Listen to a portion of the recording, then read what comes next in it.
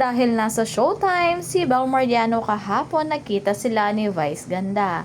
At sabi nga ay panoorin nyo ang Tayo sa Wakas dahil kiwento ni Bel ay napakarami nilang ginawa ni Donnie na craziest. Sabi nga ni Vice, ano ang ginawa niyong craziest at na-enjoy mo ba? Sabi nga ni Bel, naging challenging daw ang kanyang role doon dahil napaka-matured ang kanilang ginawa ni Donnie.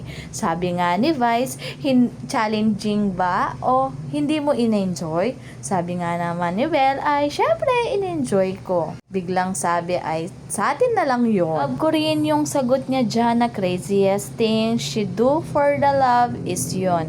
Minahal ko yon, mahal niyang gawin like mga hobbies niya, wala lang. Kinikilig ako kasi may nasasagot pa siyang pag natatanong na sa love. Dahil sabi nga ni Bel dito, kung mahal mo ang isang tao, ay gagawin mo kung anong mga hobbies niya. Dagdag niya pa ay kung sino ang mahal ng mahal niya, ay mamahalin niya. Kaya pala sa sobrang close ni Bel at talagang napamahal na rin siya sa mga kapatid at pamilya ni Donnie. Dami rin hawa ni Bel yung teenager life niya now ko lang nakita na ganon. Alam mo na lahat, napaka-conservative niya kanya ni Donnie at now talaga makikita natin ang matured role ng Don Bel sa Tayo sa Wakas. Naman ang sabi ni Bel Mariano about sa relationship and healthy boundaries.